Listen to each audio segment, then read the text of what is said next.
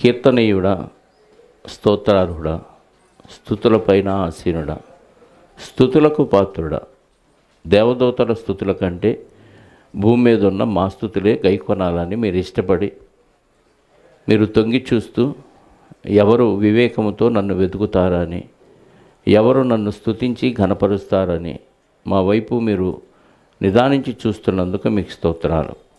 ఇదిగో తండ్రి, మరొక ఆదివార దినాన మీ కుమారుడైన యేసుక్రీస్తు ద్వారా మాకు ఇచ్చిన అర్హతను బట్టి, అధికారాన్ని బట్టి మిమ్మల్ని తండ్రి అని పిలిచి మిమ్మల్ని ఘనపరచడానికి సంఘముగా సమాజముగా కూడి మీ వాక్యము ద్వారా మమ్మల్ని మేము హెచ్చరిక చేసుకొని మిమ్మల్ని స్తుతించి ఆరాధించి ఘనపరచుటకు మీరు ఇచ్చిన అవకాశాన్ని బట్టి స్తోత్రాలు.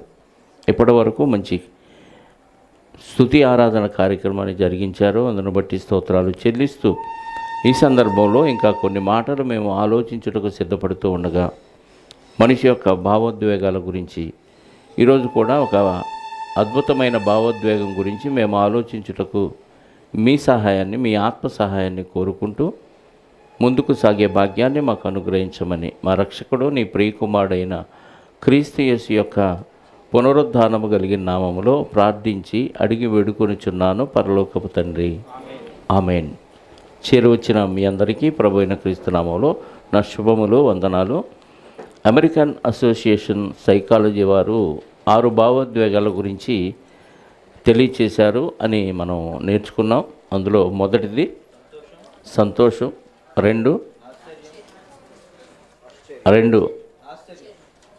ఆశ్చర్యం, అసహ్యం, 4 దుఃఖం, 5 భయం, 6 కోపం. ఈ 6 భావోద్వేగాలు ప్రతి మనిషి జీవితంలో ఉంటూనే ఉంటాయి. నా జీవితంలో ఇవి లేవండి అంటే నీ జీవితం నిస్సారం అని అర్థం. ఇవి లేకుండా ఎవరి జీవితం ఉండే పరిస్థితి లేదు. ఇందులో మనం ఆనందం గురించి, ఆశ్చర్యం గురించి నేర్చుకున్నాం. ఈరోజు 3వ భావోద్వేగమైన అసహ్యం గురించి మనం నేర్చుకుందాం. అసహ్యం ఇది ప్రతి మనిషిలో ఏదో ఒక సందర్భంలో పుడుతూనే ఉంటుంది. ఇది నెగిటివ్ భావోద్వేగం. ఆనందం, ఆశ్చర్యం అనేది పాజిటివ్ అంటే అనుకూల భావోద్వేగాలు అయితే, ఇది మాత్రం నెగిటివ్ భావోద్వేగం. ఏది? అసహ్యం. అసహ్యం అనేది నెగిటివ్ భావోద్వేగం అయినప్పుడు ఈ అసహ్యం అనేది మనకి ఎప్పుడు కలుగుతుంది?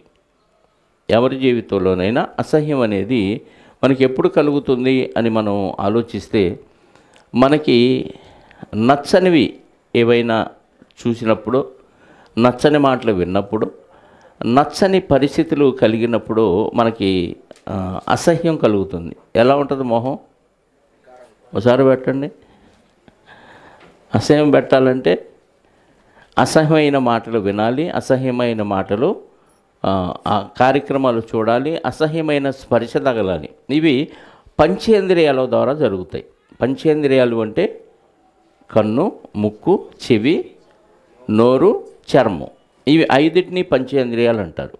ఇవి 5టి ద్వారా ప్రతి మనిషి జీవితంలో ఈ అసహ్యం అనేది కలుగుతూ ఉంటుంది. ఉదాహరణకి కన్ను.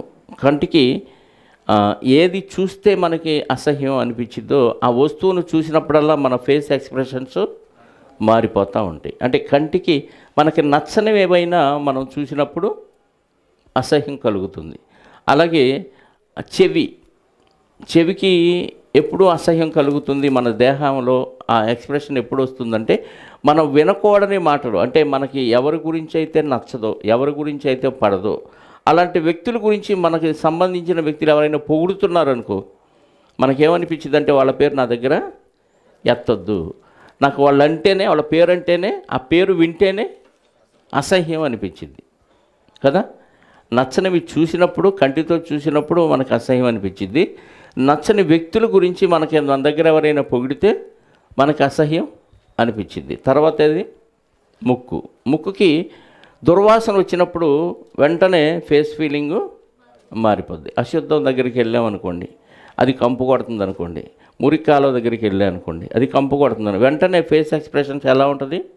అసహ్యంగా పెడతాయి. ఇదేదో మనం తిన్నట్టు వెంటనే ఎలా ఉంటుంది? కర్చీపు తీసుకొని ముక్కు మూసేసుకుంటాం.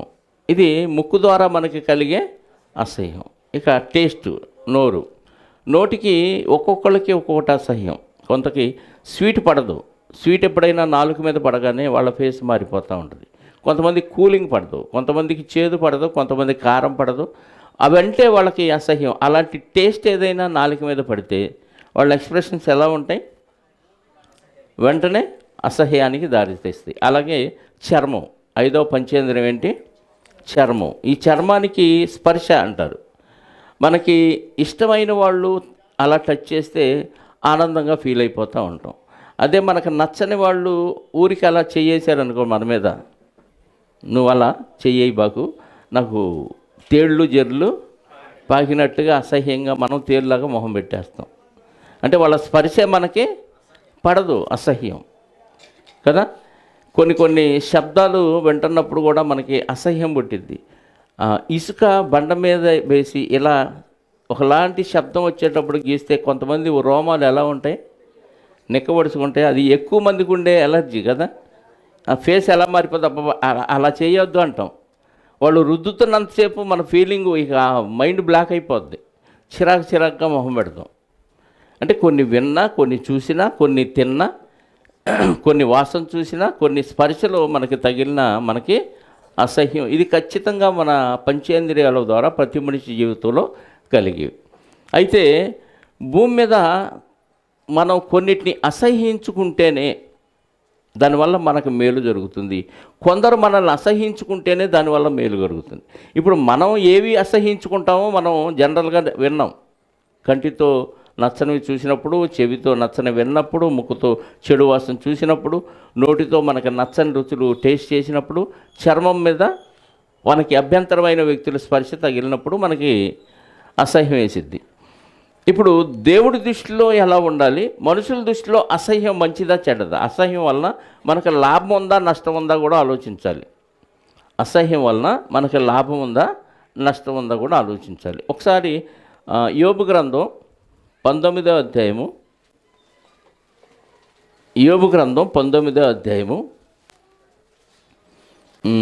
14వ వచనం నుండి చూడగలిగితే, అప్పటికి యోబు గారికి ఉన్న ఆస్తి పోయింది, పశు సంపద పోయింది, ఉన్న 10 మంది పిల్లలు చనిపోయారు. చివరికి ఒంటి మీద భయంకరమైన కురుపులు వచ్చి భయంకరమైన వ్యాధితో బాధపడుతూ చిల్లపెంకులతో గీక్కునే దుస్థితిలోకి యోబు గారు వెళ్ళిపోయారు. ఇలాంటి పరిస్థితిలో యోబు గారు ఉన్నప్పుడు ఆయన మాట్లాడుతూ చెబుతున్న మాటలు చదువుదాం. 19వ అధ్యాయము యోబు గ్రంథము 14వ వచనం నుండి 19వ వచనం వరకు చదువుదాం. ప్రియులారా, నా బంధువులు నా యొద్దకు రాకుండా ఉన్నారు, నా ప్రాణ స్నేహితులు నన్ను, ప్రాణ స్నేహితులు అంటే అర్థం ఏంటి? ప్రాణానికి ప్రాణం ఇచ్చే స్నేహితులు, వాళ్ళు కూడా ఎగ్గొట్టారంట. అంటే ఇప్పుడు యోబు గారు వాళ్ళకి ఏమయ్యాడు? అసమయ్యాడు. బంధువులకి ఏమయ్యాడు? అసమయ్యాడు. బెల్లం ఉంటే ఈగలు ఉంటాయి. ఈయన దగ్గర ఆస్తి లేదు, ఐశ్వర్యం లేదు, పైగా అనారోగ్యంతో బాధపడుతున్నాడు. ఇలాంటి వాళ్ళ దగ్గరికి ఎవరైనా వెళ్తారా? అసహించుకుంటారా? బంధువులకు అసహ్యుడైపోయాడంట, ప్రాణ స్నేహితులకి మర్చిపోయారంటే అసహ్యం అయిపోయాడు. నా ఇంటి దాసదాసీ జనులు నన్ను అన్యునిగా ఎంచెదరు. ఇంట్లో పనోళ్ళకు కూడా ఎలా ఉన్నాడంట? అన్యుడు. ఆడెవడో మాకు తెలియదు. అప్పటిదాకా అయ్యగారు అయ్యగారు అని బతిలాడినోళ్ళు ఇప్పుడు ఆరోగ్యం పోయింది, ఆస్తి పోయేళ్ళకి పనోళ్ళకి ఏమైపోయాడు? అయ్యగారు ఆడెవడో మాకు తెలియదు, అన్యుడు అన్నట్టుగా ఉన్నారు. ఇంకా చెప్తున్నాడు కింద, నేను వారి దృష్టికి అబ్బో మనకు సంబంధించిన వ్యక్తి కాదు, ఎక్కడో వ్యక్తి అన్నట్టుగా ఆ వైపు కూడా చూడటం మానేశారు. ఎవరు? పనివాళ్ళు. నేను నా ఊపిరి నేను నా పనివారిని పిలువగా వాడేమీ పలుకోకుండా ఉన్నాడు. నేను వారిని బతిమాలు కొనవలసి వచ్చాను. అంతకుముందు ఎవరక్కడ అంటే అయ్యగారు అని చేతులు కట్టుకొని వంగి దగ్గరికి వచ్చేవాళ్ళు. ఇప్పుడు ఆస్తి లేదుగా, అయ్యగారి జీతం ఇవ్వలేడుగా, పనివాళ్ళు ఏం చేస్తారంట? అసలు ఒక్కసారి చెబితే వినపట్ల. అంతకుముందు కనుసైగ చేస్తే వచ్చేవాళ్ళు, ఇప్పుడు పిలిచి ఎంత పిలిచినా అసలు పలకట్లేదంట. పనివారిని బతిమాలుకోవలసి వచ్చింది అంటున్నాడు. నా ఊపిరి నా భార్యకు అసహ్యము. సొంత భార్యకు కూడా ఊపిరి ఏమైందంట? మనకు నచ్చని పని భర్త చేసినా భార్య చేసినా మనకి ఎలా ఉంటుంది? అసహ్యంగా ఉంటుంది. ఇప్పుడు భార్యకి ఆయన ఊపిరి ఎలా ఉందంట? అసహ్యం. మరి అంతకుముందు ఆనందంగా ఉంది. నా భర్త నా దగ్గర ఉంటే బాగుండనే సంతోషం. ఇప్పుడు భర్త చేసిన తప్పేంటి? ఆస్తి పోయింది, ఆరోగ్యం పోయింది. ఎందుకు పోయిందో ఆమెకు తెలియదు, యోబు గారికి కూడా తెలియదు. ఇప్పుడు ఆరోగ్యం లేదు, ఆస్తి లేదు కాబట్టి కట్టుకున్న భార్యకి భర్త ఏమైపోయాడు? అసహ్యం అయిపోయాడంట. ఎంతమందికి యోబు గారు అసహ్యం అయ్యాడో చూద్దాం కదా. పని వాళ్ళకి అసహ్యం, బంధువులకు అసహ్యం, ప్రాణ స్నేహితులకి అసహ్యం, చివరికి కట్టుకున్న భార్యకి కూడా అసహ్యుడనైతిని అంటున్నాడు. నేను కనిన కుమారులకు నా వాసన అసహ్యం. నేను కనిన కుమారులు అంటే ఆల్రెడీ ఈయన పిల్లలందరూ చనిపోయారు ఆల్రెడీ. అంటే దగ్గర బంధువులో, పెదనాన్న పిల్లలో, చిన్నాన్న పిల్లలో, లేదా వాక్యం ద్వారా కన్నవాళ్ళు ఎవరైనా అయి ఉండొచ్చు. వాళ్ళకు కూడా ఏమయ్యాడంట? అసహ్యుడనైతిని. చిన్నపిల్లలు సహా నన్ను, అంటే పిల్లలకు కూడా యోబు గారు అంటే లెక్కలేదు. ఒకప్పుడు యోబు గారు అంటే ఏ అవసరం ఉన్నా ఎలాంటి వారికైనా, విధవరాలకైనా, పేదవారికైనా, దరిద్రులకైనా, తల్లిదండ్రులు లేని వారికైనా ఏ అవసరం ఉన్నా ఎక్కడికి వెళ్ళాలంటే యోబు గారి దగ్గరికి వెళ్ళి తెచ్చుకోవాలనేవాళ్ళు. అంత ఆస్తి ఉంది, అంత కోటీశ్వరుడు. ఎవరిని కాదనేవాడు కాదు, పని వాళ్ళతో కూడా సమాధానంగా ఉండేవాడంట. అలాంటి స్టేజ్లో ఉన్న యోబు గారికి ఆస్తి పోయింది, పిల్లలు పోయారు, అనారోగ్యం వచ్చి కురుపులతో ఉన్న పరిస్థితిలో, చిలపెంకులతో ఒళ్ళు గీక్కుంటూ బతుకుతున్న పరిస్థితుల్లో ఆయన పరిస్థితి ఎలా ఉందో? చిన్న పిల్లలకు కూడా తృణీకరించుదురు. నేను లేచుట చూచిన ఎడల బాలురు నా మీద, అబ్బా లేచాడరా రోగిష్ఠుడు, లేచాడరా ముసలాడు, ఆడు లేతే కంపేరా, పరిగెత్తండి పరిగెత్తండి అని పిల్లలు దూషణ మాటలు పలికెదరు. నా ప్రాణ స్నేహితులకు అందరికీ నేను అసహ్యుడనైతిని, నేను ప్రేమించిన వారు నా మీద తిరుగబడి ఉన్నారు.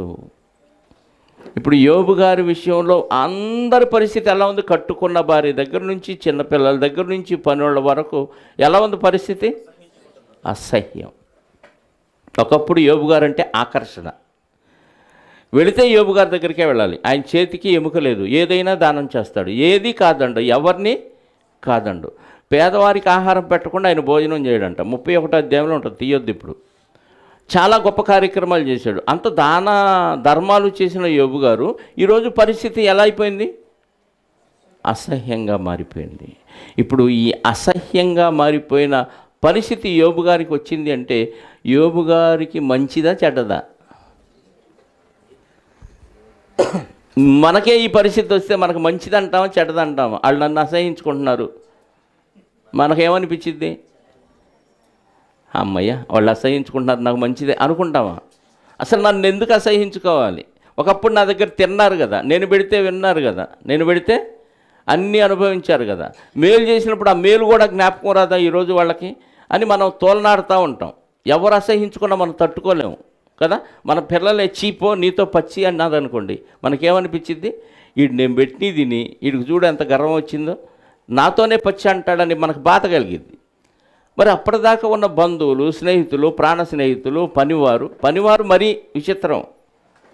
వాళ్ళకు కూడా అసహ్యుడైపోయాడంటే, పిలుస్తుంటే లెక్క లేకుండా ఉన్నారంటే ఎంత బాధేసిద్దో చూడండి.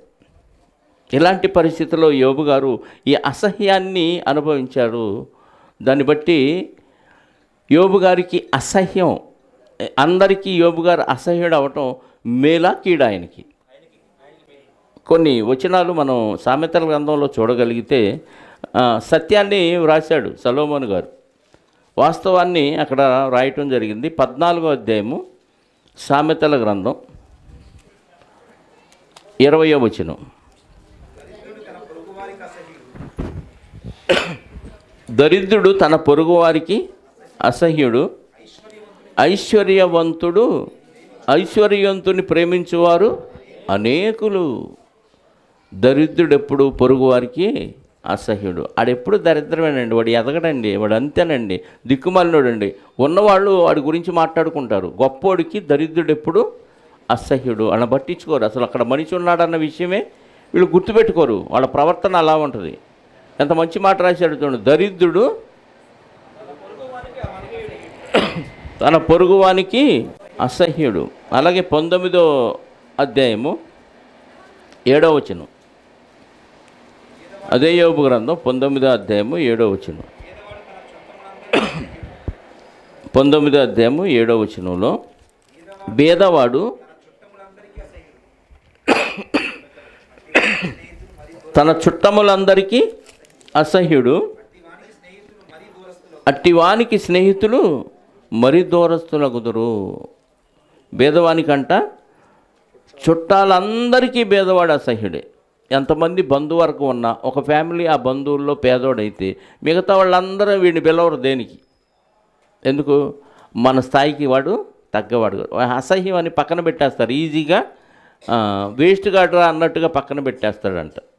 తన బంధువులందరికీ అసహ్యుడు, అట్టి వానికి స్నేహితులు మరి దూరస్తులు అగుదురు.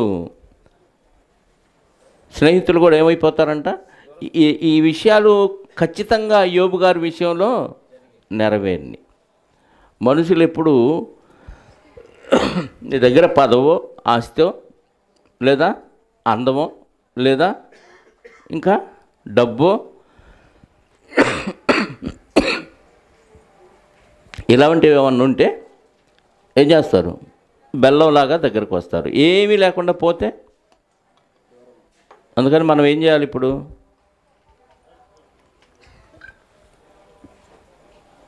ఎవరికి అసహ్యులు కాకుండా ఏం చేయాలి? యోబు గారు ఏం చేశాడు?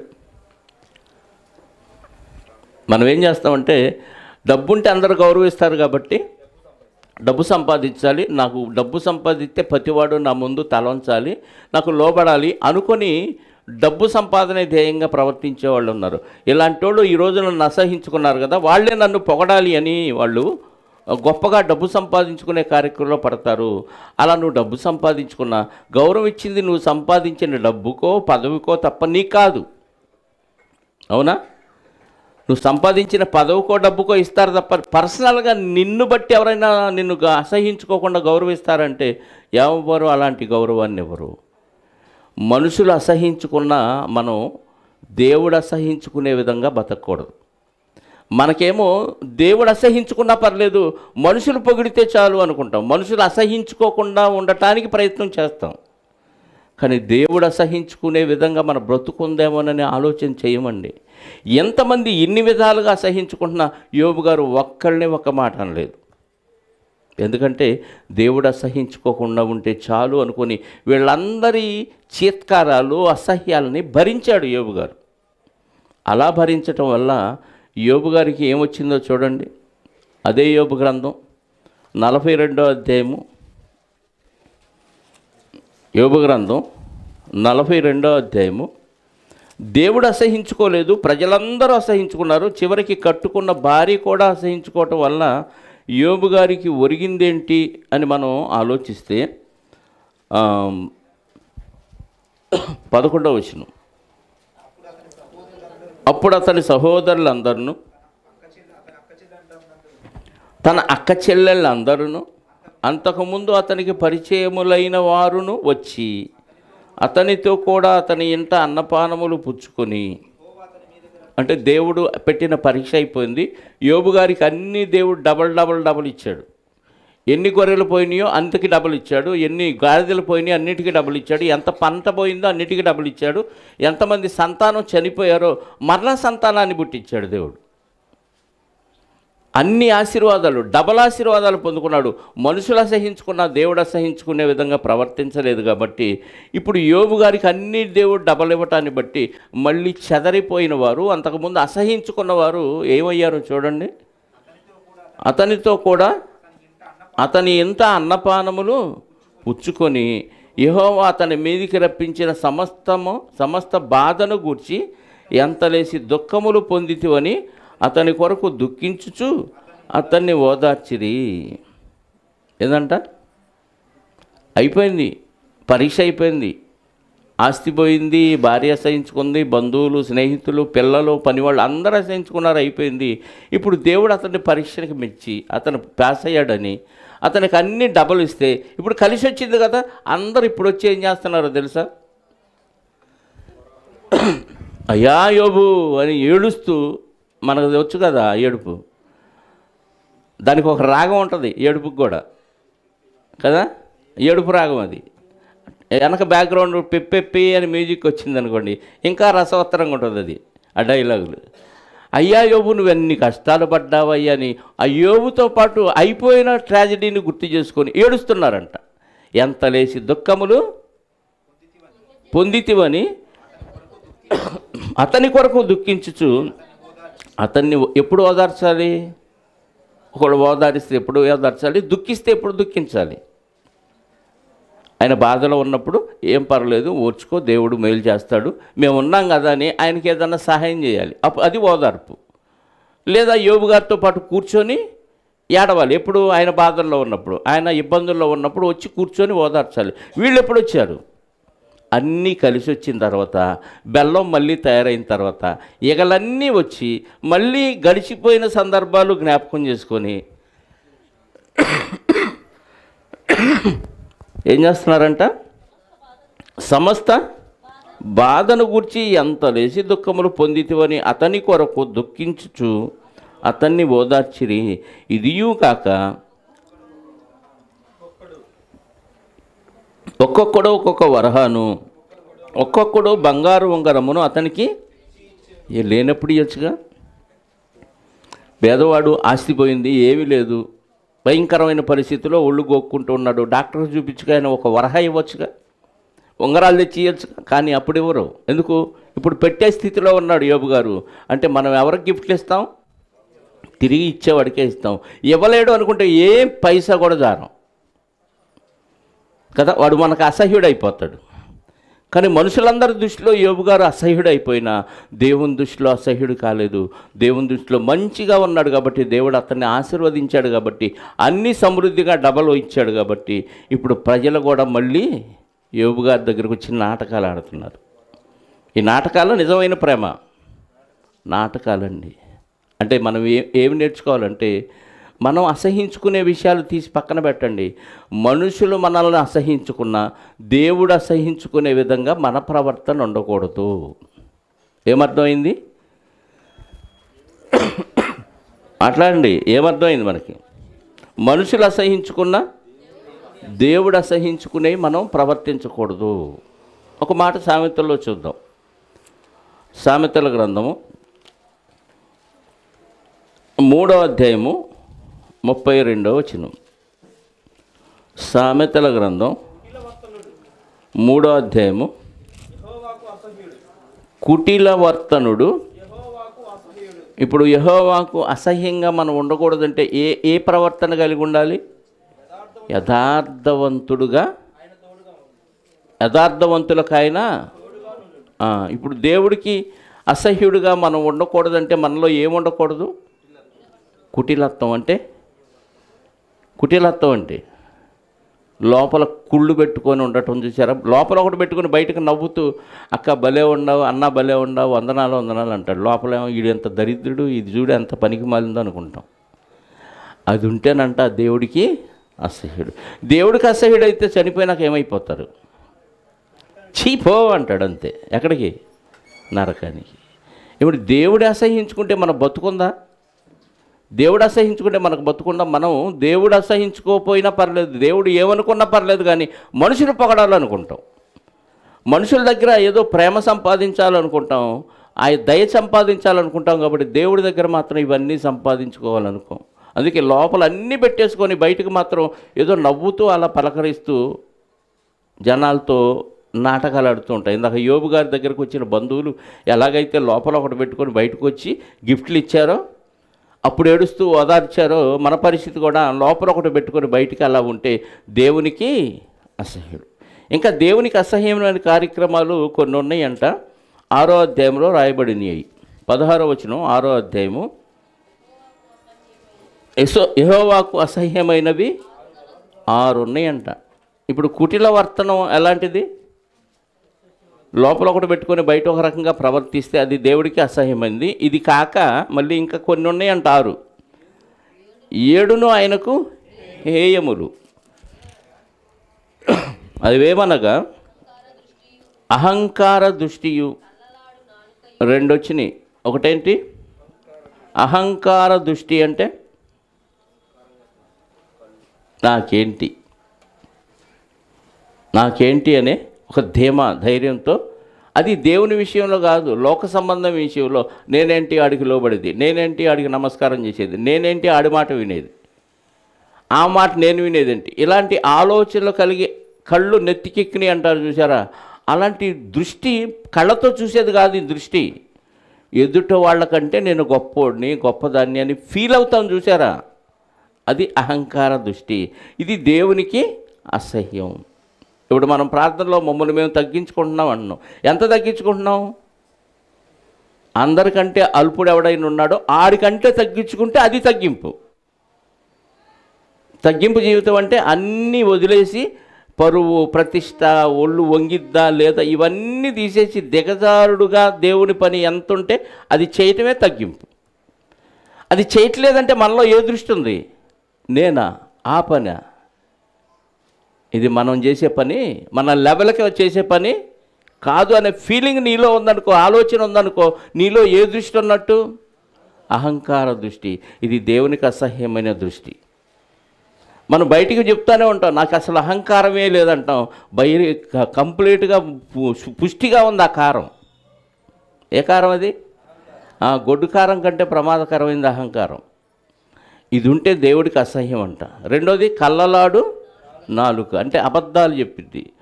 ప్రార్థనకు ఖచ్చితంగా వస్తాను, ఎగ్గొడితే ఏవాడింది? నాలుక అబద్ధం ఆడింది కదా. ఇలాంటి రోజు లెక్క పెట్టుకొని మీరు అబద్ధాలు ఆడి చూడండి, మీ గుండె బద్దలైపోయి అన్ని అబద్ధాలు మీరు రోజు ఆడుతూనే ఉన్నారు. ఈ నాలుక మీలో ఉందంటే, మీరు అబద్ధాలు ఆడుతున్నారంటే, మాట ఇచ్చి తప్పుతున్నారంటే, ఒకటి చెప్పి ఒక పని చేస్తున్నారంటే, అసలు బాప్తీసం తీసుకున్నప్పుడే నేను ఇక నుంచి దేవుని పనిలో ఉంటాను, నా జీవితం దేవునికి అంకితం, బ్రతుకుట క్రీస్తే చావైతే లాభం అని పాట పాడినోళ్ళు ఎన్ని అబద్ధాలు చెబుతున్నారు. ప్రార్థనకు రాలేదంటే మరి ఏం జరిగిందంటే బతోడు స్టోరీ చెబుతాడు. జరగకుండా ఎందుకు ఉంటుంది? చుట్టాలు రావటమో, మాంసం కొట్టుకాడు లేట్ అవ్వటమో, లేకపోతే బాత్రూంలోకి వెళ్ళి రాక తిప్పలు పడి రాలేకపోవటమో, ఇలాంటి బోల్డ్ ఉంటాయి. పంచాయతీలకు మాత్రం బాగా టైం కేటాయిస్తాం, రాలేకపోతాం. ఇది ఏ నాలుక? కళ్ళలాడు నాలుక. దేవునికి అసహ్యం అంటుంది. అహంకార దృష్టి, కళ్ళలాడు నాలుక, నిరపరాధులను చంపు చేతులు. నిరపరాధులను చంపే చేతులు. నోటితోనే చంపొచ్చు, కత్తితోనే చంపక్కర్లా, బాంబే చంపక్కర్లా, AK-47 అక్కర్లా, నోటి మాటతో చంపొచ్చు. నీ బతుకు జడ చావు అన్నాం అనుకోండి, ఆ సమయంలో వాళ్ళకి విరక్తి వచ్చి చచ్చిపోతే కత్తి పెట్టి పొడవలేదు, ఏం చేయలేదు. కానీ నీ మాటతో వాళ్ళు ఏమయ్యారు?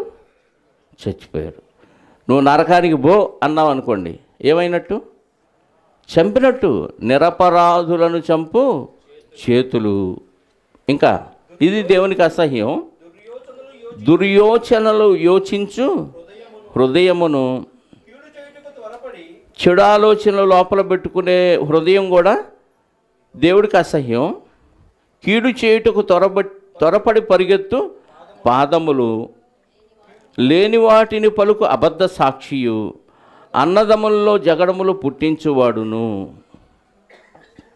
సహోదరుల్లో గొడవలు పెట్టేవాడు దేవుడికి అసహ్యం.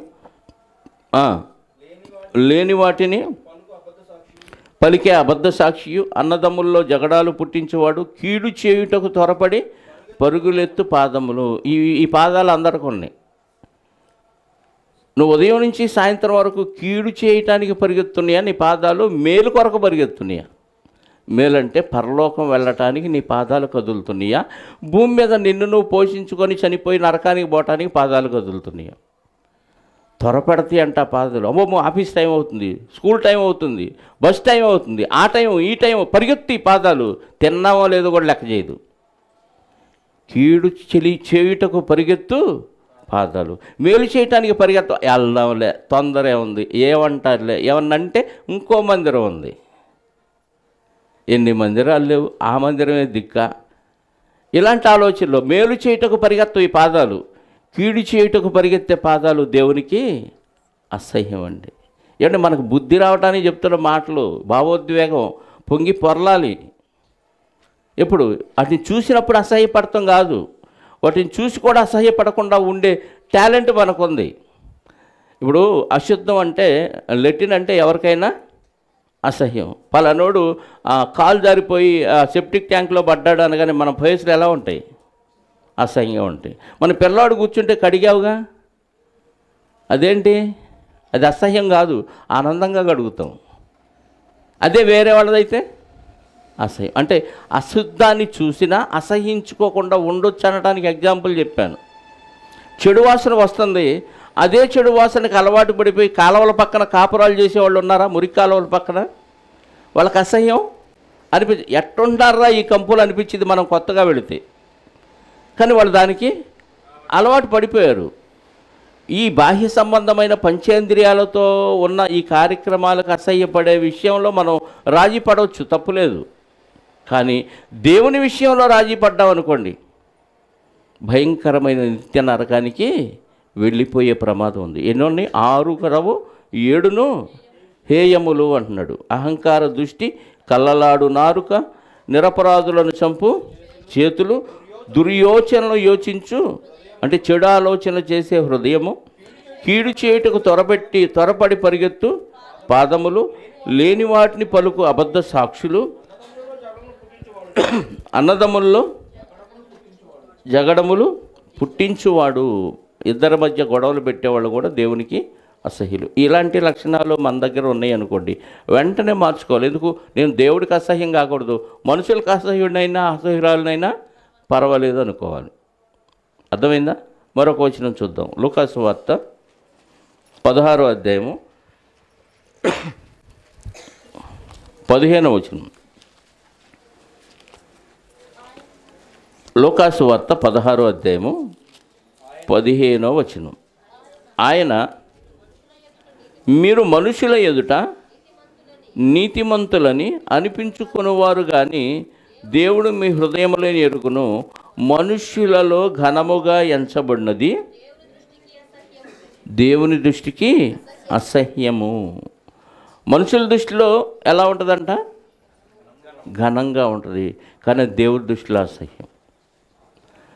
ఎగ్జాంపుల్, బాగా చదువుతున్నాడు, కష్టపడి చదువుతున్నాడు, మంచి ర్యాంకు కొట్టాడు, మంచి ఉద్యోగం కొట్టాడు, హ్యాపీగా 1,00,000-2 లక్షల రూపాయలు శాలరీ సంపాదించే ఉద్యోగం సంపాదించాడు. ఇది మనుషుల దృష్టిలో ఎలా ఉంది? అరే నరకానికి పోతున్నాడని. దేవుని దృష్టిలో ఎలా ఉంది? అసహ్యం. ఎంత బతికిచ్చింది వీడు, బాగా టాలెంట్ని అంతా ఉపయోగించి ఇంత గొప్ప చదువు చదివి 2 లక్షలు సంపాదించి అన్నీ విడిచిపెట్టి వెళ్ళి నరకానికి పోవటానికా? దేవుడి దృష్టి ఆలోచిస్తే ఇది మనకు ఎలా ఉంటుందంటే, అసహ్యం. ఏంటి ఏదో సంపాదించడానికే బతుకుతున్నట్టుగా దేవుడిచ్చిన ఈ జన్మని సంపాదన కోసం ఎలా ఉపయోగిస్తున్నాడేంటి అనిపించింది. దేవుడి దృష్టితో చూస్తే, మనుషుల దృష్టితో చూస్తే ఇది ఎంత ఘనమంటే, పలానోని చూసి నేర్చుకోండి అని చెప్తారు పాఠాలు. అవునా? పలానా అబ్బాయి చూడండి ఎంత కష్టపడ్డాడు, ఎంత కష్టపడి ప్రయాసపడి అంత చదివి మంచి ర్యాంకు కొట్టి ఉద్యోగం సంపాదించి ఈరోజు కోట్లు సంపాదించి తల్లిదండ్రులను హ్యాపీగా సుఖపెడుతున్నాడండి అంటాం. కానీ వాడి తర్వాత పరిస్థితి ఏంటి? మనుషుల దృష్టిలో ఇది ఘనము, కానీ దేవుని దృష్టిలో అసహ్యం. దేవుడి దృష్టికి మనుషుల దృష్టికి చాలా తేడా ఉంటుంది. లోకంలో గొప్పవారిని చూసినప్పుడు, ఉన్నతంగా ఉన్న వారిని చూసినప్పుడు మనకి ఈర్ష్య కలగవచ్చు, కానీ దేవుని దృష్టిలో ఇది అసహ్యం. వాళ్ళు ఇక్కడే అనుభవిస్తారు, ఇంతకు మించి వాళ్ళకి అనుభవించేది లేదు. ఎందుకు ఈ అసహ్యమైన బ్రతుకెందుకు అనిపిస్తూ ఉంటుంది దేవుడి దృష్టితో చూస్తే. కాబట్టి మనుషుల దృష్టి వేరు, దేవుని దృష్టి వేరు. మరొక వచనం, ప్రకటన గ్రంథం 21వ అధ్యాయము 8వ వచనం. ఎవరు వెళ్ళరో పరలోకానికి చెప్తున్నాడు. ప్రకటన 21:8లో కొంతమంది లిస్ట్ ఇచ్చాడు. పరలోకం వెళ్ళని వారి లిస్ట్ ఇది. పిరికివారును, అవిశ్వాసులను, అసహ్యులను, నరహంతకులను, వ్యభిచారులను, మాంత్రికులను, విగ్రహారాధికులను, అబద్ధికులందరూ అగ్నికందకములతో మండు గుండములో పాలు పొందుదురు. ఇది 2వ మరణం. ఈ లిస్టులో మూడో వ్యక్తి పిరికివారును అవిశ్వాసులు. మూడో వ్యక్తులు ఎవరు? అసహ్యులు. దేవుని దృష్టిలో అసహ్యులైన వారు కూడా పరలోకానికి వెళ్ళరు అంటున్నాడు. ఇప్పుడు మనం ఏం ఆలోచించాలి? నేను మనుషుల దృష్టిలో అసహ్యుడిగా ఉంటున్నానా, దేవుని దృష్టిలో అసహ్యుడిగా ఉంటున్నానా అని ఆలోచించాలి కదా. అంత్యదినాల్లో మనుషులు ఎలా ఉంటారో కూడా చెప్పాడు. తిమోతి పత్రిక ఒకసారి చూద్దాం. తిమోతికి రాసిన తీతు పత్రిక 1వ అధ్యాయము 16వ వచనం. కొంతమంది ఎలా చెప్పుకుంటారంటే భక్తులుగానే కనపడతారు, భక్తులు అని చెప్పుకుంటారు, కానీ వాళ్ళు దేవునికి అసహ్యులంట. చాలామంది ఇలాంటి సేవకులు సంఘాల్లో కనపడుతున్నారు, విశ్వాసులు కనపడుతున్నారు, భక్తులు అని చెప్పుకుంటున్నారు. కొందరు వీటిని మానుకొని తొలగిపోయి దేవుని ఎరుగుదమని వారు చెప్పుకొందరు, కానీ అసహ్యులను అవిధేయులను ప్రతి సత్కార్యము విషయము భ్రష్టులై ఉండి తమ క్రియల వలన ఆయనను ఎరుగమన్నట్టున్నారు. చెప్పుకునే నోటితో చెప్పే సాక్ష్యం ఏంటి? నోటితో చెప్పే సాక్ష్యం దేవుని ఎరుగుదమని వారు చెప్పుకుంటున్నారు. మాకు దేవుడు తెలుసు, మేము భక్తులు అని చెప్పుకుంటున్నారు, కానీ క్రియలు ఏం చెప్తున్నాయి?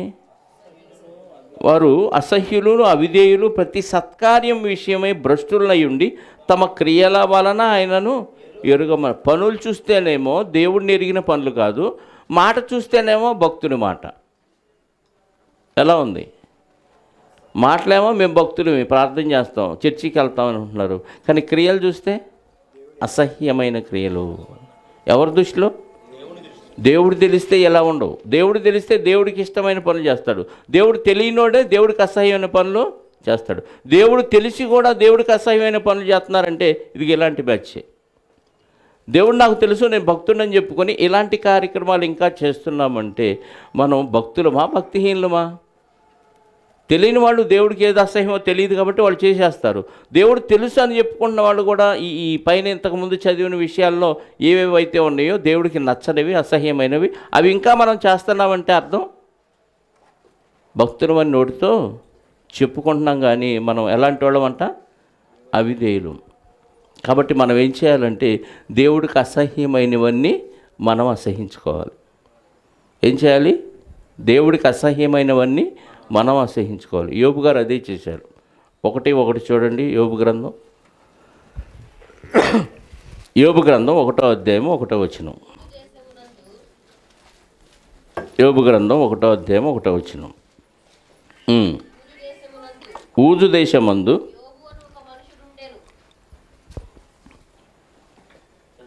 యోబు అని ఒక మనుషుడు ఉండెను. అతడు యథార్థవర్తనుడును న్యాయవంతుడునయ్యుండి దేవుని యందు భయభక్తులు కలిగి చెడుతనమును విసర్జించాడంటే అసహ్యించుకున్నాడు. మనం ఉదయాన్నే విసర్జిస్తాం. అసహ్యంగా ఉంటే విసర్జిస్తామా? ఉండనిలే పర్వాలేదంటే విననిస్తామా?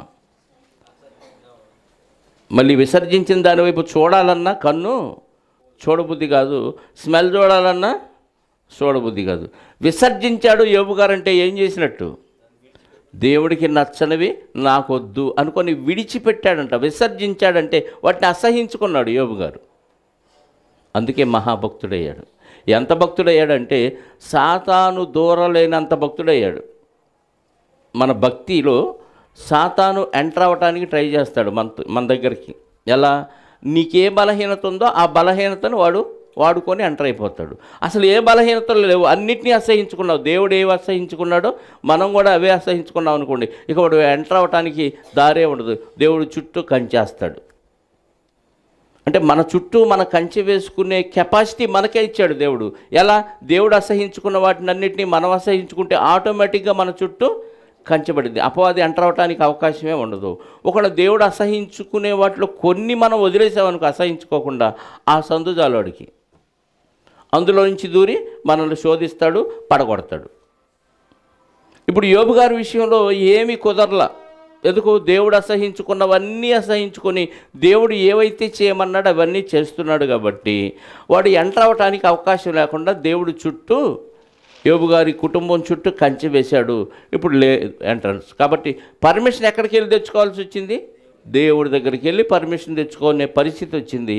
మనకైతే అవసరం లేదు, మనమే ఇచ్చేస్తాం ఫ్రీగా పర్మిషన్. మనకి ఏ బలహీనతలు ఉన్నాయో వాడికి తెలిసిపోతాయి కాబట్టి ఆ బలహీనతలతో మన దగ్గరికి ఎంటర్ అయిపోతాడు. నీకు డబ్బు పిచ్చా, డబ్బు ద్వారా ఎంటర్ అవుతాడు. అమ్మాయిలు పిచ్చా, అమ్మాయిల ద్వారా ఎంటర్ అవుతాడు. పేకాట పిచ్చా, పేకాట ద్వారా. తాగుడా, ఇంకా చాలా ఉన్నాయిగా. ఏ అవలక్షణం అయితే నీలో ఉందో దాని ద్వారా వాడు ఆటోమేటిక్గా వాడు సూది దూరే బెజ్జం ఇస్తే చాలు, ఏనుగు దూరే అంతకంత చేస్తాడు. యోబు గారు అలాంటి వాటికి ఏది అవకాశం ఇవ్వలేదు కాబట్టి వాడు ఖచ్చితంగా ఎక్కడికి వెళ్ళాల్సి వచ్చింది? దేవుని దగ్గరికి వెళ్ళి పర్మిషన్ తెచ్చుకోవాల్సి వచ్చింది. కాబట్టి యోబు గారు దేవుని ఇష్టాన్ని నెరవేరుస్తూ విసర్జించాడంట అన్నిటినీ. కాబట్టి మనం ఏం చేయాలి? కొన్నిటిని విసర్జించి కొన్నిటిని పెట్టేసుకోవాలా? చెప్పండి. గ్యాస్ ట్రబుల్ ఎందుకు వస్తుందో తెలుసా? ఫ్రీ మోషన్ కాకపోవడం వల్ల గ్యాస్ ట్రబుల్ వస్తుందంట. కొంత లెటిన్ లోపల పెట్టుకొని కొంత విసర్జించడం వల్ల ఉండ లెటిన్ కుళ్ళిపోయి పాడైపోయి బొగ్గు పులుసు వాయువుగా తయారయ్యి అదే కంపు వచ్చింది. మనం వదిలితే మనమే భరించలేము దాన్ని. ఎందుకు? మొత్తం విసర్జించట్లేదు కాబట్టి. ఇలాగే దేవుడికి అసహ్యమని మనం ఇంకా కొన్ని లోపల పెట్టుకుంటే మనకి ఏ వాయువు తయారైద్ది? నరకానికి పోయే వాయువు తయారైద్ది మన ఆత్మకు. కాబట్టి యోబు గారిని చూసి మనం నేర్చుకోవాల్సిన విషయం ఏంటి?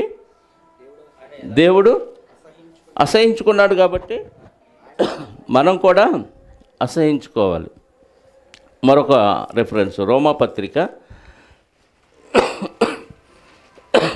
12వ అధ్యాయము, రోమీలకు రాసిన పత్రిక 12వ అధ్యాయము 9వ వచనం.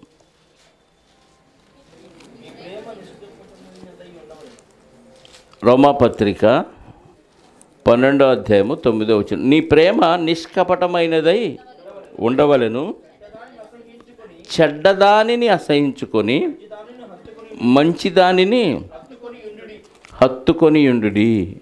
యోబు గారు అదే చేశాడు. చెడ్డదాన్ని అసహించుకున్నాడు, మంచిదాన్ని హత్తుకొని ఉన్నాడు. కాబట్టి ఈ ఈ అసహ్యం మనకి మంచిది. చెడ్డదాన్ని అసహించుకుంటే మనకు మంచిది. చెడ్డదాన్ని అసహించుకోకుండా ఉంచుకుంటే మనకు, అంటే అసహ్యం వల్ల మేలుంది, కీడుంది.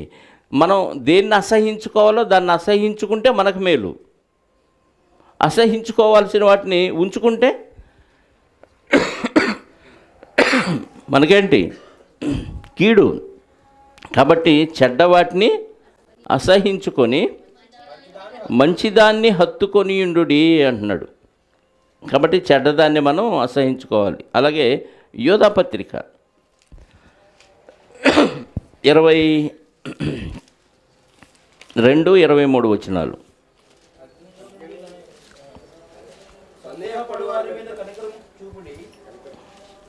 సందేహపడు వారి మీద కనికరము చూపుడి, అగ్నిలో నుండి లాగినట్లు కొందరిని రక్షించుడి. జాగ్రత్తగా వినండి. అగ్నిలో నుంచి లాగినట్టు కొందరిని రక్షించండి.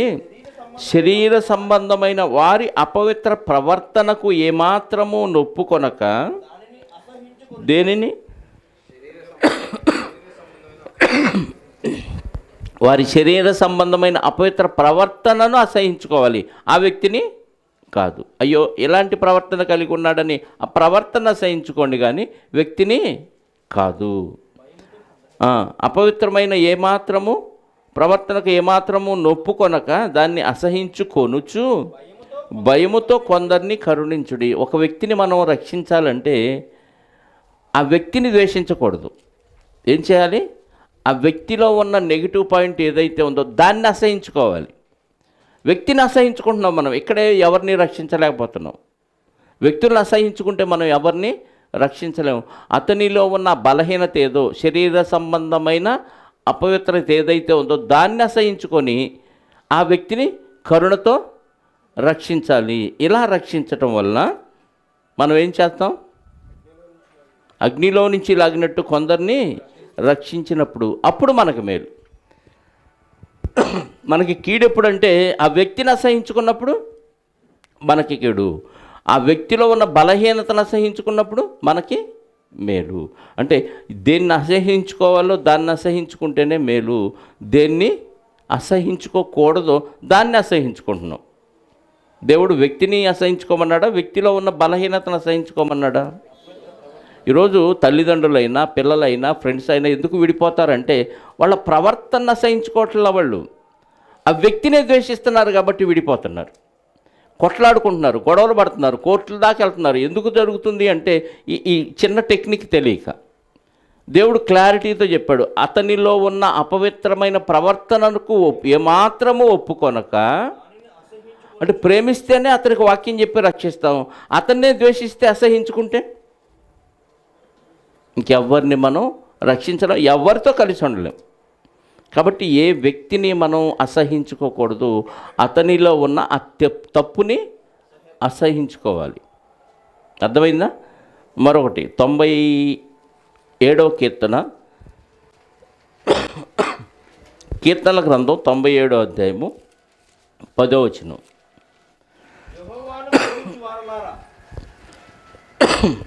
యెహోవాను ప్రేమించు వారులారా చెడుతనమును అసహించుకొనుడి, తను భక్తుల ప్రాణమును ఆయన కాపాడుచున్నాడు. ఇప్పుడు మనం ఏం చేయాలి? ఇప్పుడే చెప్పాడుగా యోధా పత్రికలు ఏమన్నాడు? అపవిత్ర ప్రవర్తన సహించుకోమన్నాడు. ఇక్కడ కూడా ఏమంటున్నాడు? యెహోవాను ప్రేమించు వారులారంటే ఆయన ఆజ్ఞల చొప్పున పనిచేయ వారులారా, నడుచుకొని వారులారా చెడుతనమును అసహించుకోండి. అది ఎవరిలో ఉన్నా సహించుకోండి, చివరికి నీలో ఉన్నా దాన్ని నేనేంది చెయ్యొద్దు అనుకొని ఈ పని చేస్తున్నాను, ఇంకా చేయకూడదని అసహ్యంగా పుట్టాలి. ఒక అశుద్ధాన్ని మనం లోపల పెట్టుకుంటే ఎలా ఫీల్ అవుతామో, అది నోటి ద్వారా పెట్టుకుంటే ఎలా ఫీల్ అవుతామో అంత అసహించుకుంటే కానీ దాన్ని మానేయలేం.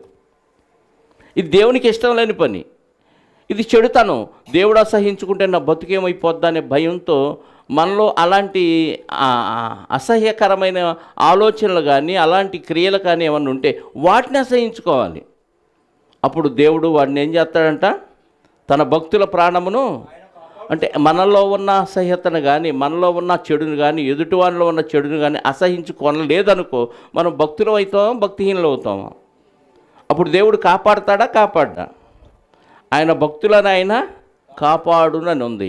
ఇప్పుడు మనం భక్తులమైతే మనలో ఉన్న చెడుతనం కానీ ఎదుటిలో ఉన్న వ్యక్తుల్లో ఉన్న చెడుతనాన్ని కానీ మనం అసహించుకొని దాన్ని తీసేయటానికి ప్రయత్నం చేస్తే అప్పుడు భక్తులు అవుతాం, అప్పుడు దేవుడు మనల్ని కాపాడుతాడు. దాన్ని అసహించుకోకపోతే లోకంలో గొడవలు రావడానికి ఇదే మూలం. అది అత్త కోడళ్ళు కానీ, తల్లి కూతుర్లు కానీ, అన్నదమ్ములు కానీ, తండ్రి బిడ్డలు కానీ, ఎవరికైనా గొడవ ఎందుకు వస్తుందంటే అతనిలో ఉన్న తప్పుడు ప్రవర్తన బట్టి ఆ వ్యక్తిని అసహించుకుంటున్నాం. చట్టం కూడా వ్యక్తికి అతనిలో ఉన్న తప్పు ఎందుకు చేశాడా ఏంటో ఆలోచించి దానికి కౌన్సిలింగ్ ఇచ్చి అతనిలో పరివర్తన వచ్చే విధంగా ఏం చేయరు ఎవరు. దేహానికి శిక్ష వేస్తే మారిపోతారు అనుకుంటున్నాం. ఎంతమంది ఎన్ని శిక్షలు వేసినా నేరాల సంఖ్య పెరిగిపోతూనే ఉంది. దేవుడు చెప్పిన టెక్నిక్ ఏంటి? అతనిలో ఉన్న ఆ చెడుతనాన్ని అసహించుకొని అతనికి ఆ చెడుతనం మీద అసహ్యం వచ్చే విధంగా చెప్పండి. నేను నిజంగా ఈ చెడుతనం నేను చేయటం వల్ల నా ఆత్మ నరకానికి వెళ్ళిపోతుంది, దేవుడు ఇంత మంచిగా నన్ను పుట్టిస్తే నేను దీన్ని అసహించుకోవాలి అనే విధంగా, అసహ్యం పుట్టే విధంగా ప్రేరణ ఇవ్వాలి అతనికి. అప్పుడు గొడవలు ఉండవు, సమస్యలు ఉండవు. మనం వ్యక్తిలో చూస్తున్నాం ఆ అసహ్యాన్ని అంతా, అందుకే గొడవలు వచ్చేస్తున్నాయి. కాబట్టి ఏమంటున్నాడు ఇక్కడ? యెహోవాను ప్రేమించే వారులారా చెడుతనమును అసహించుకోండి. అతను వ్యభిచారం చేస్తున్నాడా, దొంగతనం చేస్తున్నాడా, అబద్ధాలు ఆడుతున్నాడా, ఆ క్రియ ఏదైతే ఉందో దాన్ని అసహించుకొని ఇది మంచిది కాదు, ఇది మనకు చాలా నష్టం, దీనివల్ల ఇన్ని అనర్థాలు ఉన్నాయి అని అతనికి అర్థమయ్యే విధంగా చెప్పాలి. చెప్పి దాన్ని అతని నుంచి దాన్ని దూరం చేయడానికి ప్రయత్నం చేయాలి. అప్పుడు మనం దేవుడు ప్రేమించిన వారం అవుతాం. అప్పుడు మనల్ని దేవుడు ప్రమాదాలు జరగకుండా ఇక్కడ కాపాడుతాడు, నిత్యజీవంలో చేర్చడానికి కాపాడుతాడు. చివరిగా ఒక వచనాన్ని చూద్దాం. ఆమోసు గ్రంథం 5వ అధ్యాయము, ఆమోసు గ్రంథం 5వ అధ్యాయము 10వ వచనం చదవండి ఒకసారి. ఆమోసు గ్రంథం 5వ అధ్యాయము 10వ వచనం. అయితే గుమ్మములో నిలిచి బుద్ధి చెప్పు వారి మీద జనులు ఏం చేస్తారు? అసహ్యం కంటే మించిన స్టేజ్ ఇది. గుమ్మములో నిలిచి బుద్ధి చెప్పువారంటే, బుద్ధి చెప్పేవాళ్ళు ఎవరంటే భక్తులు, దేవుని సేవకులు. వాళ్ళ మీద జనాలు ఏం చేస్తారంట? పగబట్టుందరు. యథార్థముగా మాట్లాడువారు వారిని అసహించుకొందురు. చలం. గుమ్మములో నిలిచి బుద్ధి చెప్పు వారినేమో జనాలు పగబడతారు, యథార్థముగా మాట్లాడు వారిని అసహించుకొందరు. నా గురించి చెప్పాడండి పాస్టర్ గారు ఈరోజు. ఆయన నాకు నచ్చలేదండి. అనుకునేవాళ్ళు ఎంతమంది ఉన్నారు కదా. దేవుడు ముందే చెప్పాడుగా. వాళ్ళని ఏం చేస్తారంట? అసహించుకుంటారంట. మంచి తీయటి మాటలు చెప్పి ఆయింట్మెంట్ పూసి సమ్మగా ఉందా, హాయిగా ఉందా, హ్యాపీగా వెళ్ళరా, నువ్వు దీవించబడతావంటే అది హాయిగా ఉంటుంది. కానీ నువ్వు చేసే తప్పు. ఒక ఆమె అనేది రావట్లేదులేండి, పాస్టర్ గారు ఎప్పుడూ నన్ను మెచ్చుకోడనేది. ఎందుకు మెచ్చుకుంటా? దరిద్ర పనులు చేస్తుంటే. మెచ్చుకునే పని ఒకటన్నా చేసి ఇది చేశాను కదా మెచ్చుకోవిందంటే అప్పుడు మెచ్చుకుంటారు. మెచ్చుకోకుండా అన్ని నొచ్చుకునే పనులే చేసి మెచ్చుకోవడం ఏంటి అంటే నీకు మెప్పు కావాలి, మనుషులు మెప్పు కావాలి తప్ప దేవుడు మెప్పు వద్దు. మనుషులు అసహించుకున్నా పర్లేదు కానీ దేవుడు అసహించుకున్నా పర్లేదు కానీ మనుషులు మాత్రం అందరూ మెచ్చుకోవాలి. నీకు అర్థమవుతుందా? నన్ను అడిగారంటే అడిగే విధంగా నువ్వు వాళ్ళ దగ్గర ప్రవర్తించలేదు. పలానోళ్ళు రాలేదంటే 10 మంది అడగాలి. ఎందుకు అడుగుతారు? అందరితో సమాధానంగా ఉండి, అందరితో ప్రేమగా ఉండి, అందరితో కలుపుగోలుగా ఉండి, ఒకరి బాధలు ఒకరు పంచుకుంటూ ప్రేమగా ఉంటే నువ్వు రాలేదనే బాధ వాళ్ళలో కనపడి ఏంటి రాలేదు, ఏమొచ్చింది నీకు, ఏం ప్రాబ్లం అయిందని ప్రేమతో అడుగుతారు. నన్ను అడగలేదంటే అడిగే విధంగా మన ప్రవర్తన లేదని అర్థం. అసహించుకుంటారు మన ప్రవర్తన బట్టి. వాక్యానుసారంగా దేవుడు అసహించుకోనని విధంగా మన ప్రవర్తన ఉంటే ఖచ్చితంగా అందరూ మెచ్చుకుంటారు. ఒక లోకం మెచ్చుకోకపోయినా, లోకం అసహించుకున్నా మనకు వచ్చిన నష్టం ఏమీ లేదు. ఇప్పుడు ఏం చెప్పాడు? గుమ్మములో నిలబడి బుద్ధి చెప్పు వాళ్ళారా, జనాలు మీ మీద పగబడతారు, యథార్థముగా మాట్లాడు వారిని అసహించుకో. అప్పుడు మనకు మేలు. నా నిమిత్తం జనులు మిమ్మల్ని నిందించి దూషించి మీ మీద చెడ్డ మాటలల్లా పలుకున్నప్పుడు మీరు ధన్యులు, సంతోషించి ఆనందించండి. వాడు పొగిడితే ధన్యత కాదు, వాడు తిడితే ధన్యత అంట. ఈ స్టేజిలో భక్తులు ఆలోచించాలి. కాబట్టి అసహ్యం అనే భావోద్వేగం నెగిటివ్, అంటే ఇది పాజిటివ్ భావోద్వేగం కాదు. ఇది మనుషుల దృష్టిలో అసహ్యం ఉందా, దేవుని దృష్టిలో అసహ్యంగా ఉన్నాను? మనం పరిశీలించుకుంటే నేను మనుషుల దృష్టిలో అసహ్యంగా ఉన్నా పర్లేదు. యోబు గారు అందరి దృష్టిలో అసహ్యుడైపోయాడు, కానీ దేవుని దృష్టిలో మంచిగా ఉన్నాడు కాబట్టి, దేవుడు మెచ్చుకున్నాడు కాబట్టి ఆయనకి ఆశీర్వాదం వచ్చింది. దేవుడి దృష్టిలో అసహ్యులుగా ఉండకుండా మనల్ని మనం ఎలా కాపాడుకోవాలో నేర్పించాడు కాబట్టి మనలో అసహ్యం ఉన్నా, మన తోటి వారిలో అసహ్యం ఉన్నా ఆ అసహ్యాన్ని ద్వేషించి వాళ్ళని ప్రేమించాలని ఈ వాక్యం మనకు తెలియజేస్తుంది. అలా ఉండాలని, ఉంటారని ఆశిస్తూ ఈ మాటలు ముగిస్తున్నాను. ప్రార్థన చేసుకుందాం. మహోన్నతుడ, కృప కనికరము కలిగిన మా గొప్ప తండ్రి, మీకు స్తోత్రాలు. అసహ్యం అనే భావోద్వేగాన్ని ఆలోచించాం. లోకములో ఒకరికంటే ఒకరు అసహ్యులుగా చూసుకుంటున్నారు. అందుకే యుద్ధాలు, పోరాటాలు జరుగుతున్నాయి. కుటుంబాల్లో కూడా శాంతి సమాధానం లేదయ్యా. ఒకరి మీద ఒకరు ద్వేషాన్ని నూరిపోసుకుంటూ అపవాది యొక్క ఆలోచనలకు వెళ్ళిపోతూ తల్లి బిడ్డలు, అత్త కోడళ్ళు, భార్య భర్తలు, సహోదరి సహోదరులు ఇలా ఒకరినొకరు అసహించుకుంటూ మీ మాటను ధిక్కరించి మీకు అనుకూలంగా కాక వారికి అనుకూలంగా ఇది నిజమే, ఇది కరెక్టే అనే ఆలోచనలతో ఉంటున్నారు నాయన. ఈ ఆలోచనలు సరిచేయటానికి ఈరోజు వాక్యం ద్వారా మాతో మాట్లాడిన విధానాన్ని బట్టి స్తోత్రాలు. ఇక నుంచి మాలో ఉన్న అసహ్య కార్యాలు మీకు ఏదైతే నచ్చదో అది మాలో ఉంటే తీసేసుకొని ఎదుటివారిలో ఉన్న వారి యొక్క అసహ్యమైన ఆ క్రియను మేము అసహించుకోవాలి తప్ప వారిని అసహించుకోకూడదని మాకు తెలియచేసిన విధానాన్ని బట్టి స్తోత్రాలు. మీ పిల్లలు అలాంటి ఆలోచనలు కలిగి ఉండటానికి కృప చూపి సహాయాన్ని దయచేయమని కోరుకుంటూ వచ్చిన వారందరిని బట్టి స్తోత్రాలు. ఎవరెవరికి ఎలాంటి ఇరుకులు, ఇబ్బందులు, అవసరాలు ఉన్నాయో మీ చిత్తమైతే, మీ కుమారుని రాకడ ఆలస్యమైతే వారికి ఆ అక్కర్లు క్రీస్తులో తీర్చమని బ్రతిమలాడుచు మహిమ, ఘనత, ప్రభావాలు మా అందరి ద్వారా మీరే పొందుకొనమని మా రక్షకుడు నీ ప్రియకుమారుడైన క్రీస్తు యేసు యొక్క జ్ఞానము కలిగిన నామములో ప్రార్థించి అడిగి వేడుకొనిచున్నాను పరలోకపు తండ్రి. ఆమేన్. మనందరి కన్న తండ్రి అయిన దేవుని ప్రేమ, ఆయన ఏకకుమారుడైన యేసుక్రీస్తు వారి కృప, ఆదరణకర్త అయిన పరిశుద్ధాత్ముని అన్యోన్య సహవాసము ఇప్పుడు ఎల్లప్పుడూ సకల పరిశుద్ధులకు సదాకాలము తోడై ఉండి నడిపించునుగాక. ఆమేన్. అందరికీ వందనాలు. అసహ్యంగా పెట్టుకోకండి, ప్రేమతో పెట్టుకో.